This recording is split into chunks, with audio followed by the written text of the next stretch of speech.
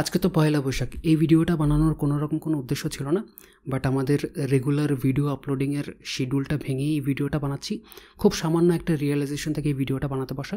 আমি অনুরোধ করব ভিডিওটা স্কিপ না করে কথাগুলো একটু শোনেন, কারণ একজন বাঙালি হিসেবে এবং এথিক্সের জায়গা থেকে এই উপলব্ধিগুলো থাকাটা জরুরি। রিয়েলাইজেশনটা কী সেটা বোঝার আগে আমরা আগে পয়লা বৈশাখের ইতিহাসটা জেনে আসি, এবং আপনাদের জন্য একটা কুইজ আছে যেটা আমি ভিডিও শেষে দেবো। চলুন শুরু করা যাক।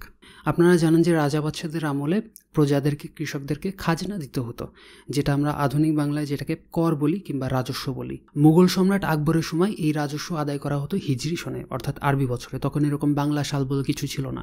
তো হিজরি সন নির্ভর করে চাঁদ দেখার উপরে। পুরো বছরটা চাঁদের গতিবিধির উপরে নির্ভর করে। আমাদের ইংরেজি বছরটা নির্ভর করে সূর্যের গতিবিধির উপরে। মহররম হচ্ছে আরবি বছরের প্রথম মাস এবং চাঁদ দেখার সাথে সাথেই শুরু হয়ে যায় নতুন বছর। চাঁদের মূলত 8টা ধাপ থাকে। এই 8টা ধাপ পার হলে চাঁদের পুরো একটা সাইকেল কমপ্লিট হয়। নতুন চাঁদ যখন ওঠে তখন আমরা আকাশে খুব সুন্দর চিকন একটা সরু লাইন দেখতে পাই, সেটাকে বলে নিউ মুন।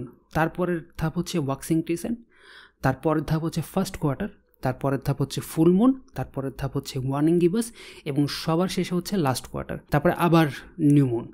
এবং এই পুরা সাইকেল কমপ্লিট হতে, অর্থাৎ এই মাসের নিউ মুন পরের মাসের নিউ মুনে যেতে সময় লাগে 29.53 দিন।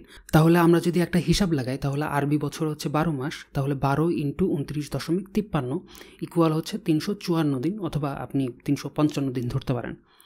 ইংরেজি বছরে থাকে 365 দিন, আরবি বছরে থাকে 354 দিন, অর্থাৎ আরবি বছর ইংরেজি বছর থেকে 11 দিন ছোট হয়। এই জন্য দেখবেন যে প্রত্যেক বছর রোজা এবং ঈদ ইংরেজি বছরের হিসাব অনুযায়ী আরও বেশি আগাইতে থাকে। এটা 2025 সাল। এই 25 সালে রোজা হয়েছিল মার্চ মাসে।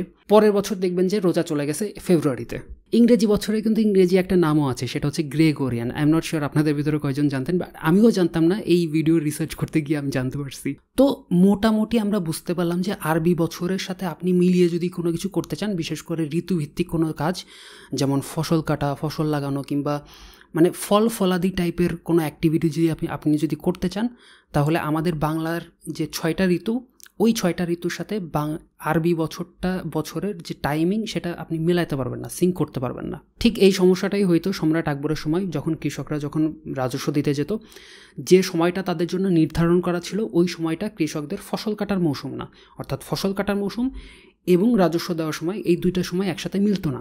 তো মোটামুটি কৃষকদের একটা কষ্ট হইতো রাজস্ব দিতে। তো প্রজাদের কথা চিন্তা করেই সম্রাট আকবর পরামর্শ করে আমির ফতেউল্লাহ সিরাজির সাথে, যে আমাকে একটু বলেন, একটু সাজেশন দেন কী করা যেতে পারে।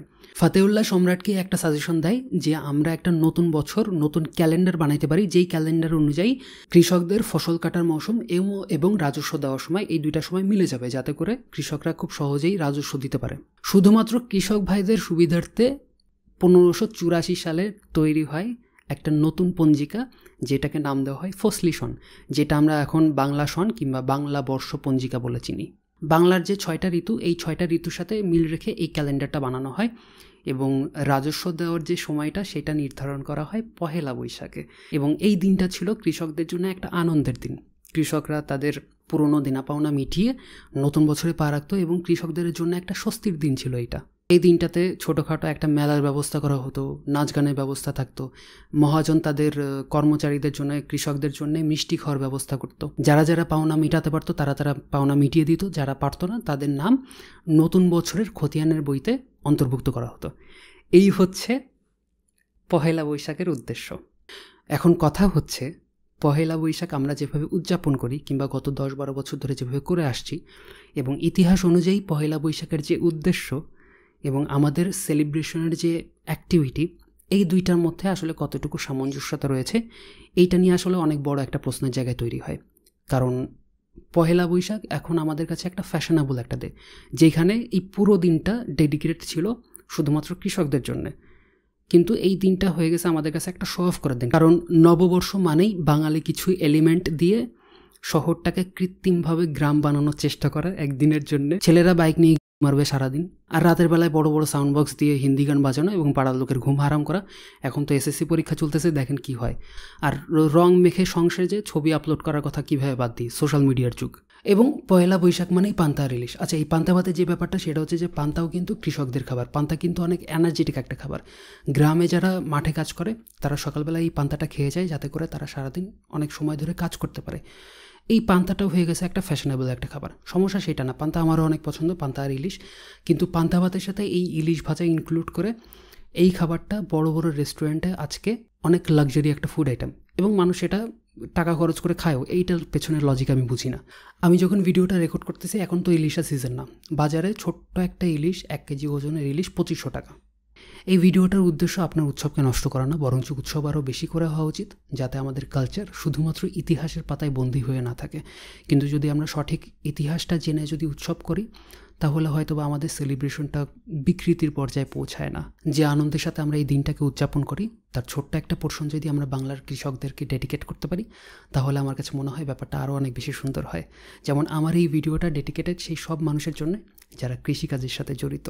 আপনাদের জন্য একটা কুইজ আছে, আমি ভিডিও শুরুতে আমি বলেছিলাম, সেটা হচ্ছে যে পান্তা ভাতের ইংরেজি কি, প্লিজ আমাকে কমেন্টে জানান। সবাইকে অনেক অনেক ধন্যবাদ ভিডিওটা এই পর্যন্ত দেখার জন্য। আমি আশা করব ভিডিওটা আপনারা সবাই বেশি বেশি করে শেয়ার করে দেবেন। হয়তোবা আপনার একটি শেয়ার সমাজ পরিবর্তনে ছোট্ট একটি কন্ট্রিবিউট রাখতে পারে। বিজাহিনের পক্ষ থেকে সবাইকে বাংলা নববর্ষের অনেক অনেক শুভেচ্ছা। শুভ নববর্ষ।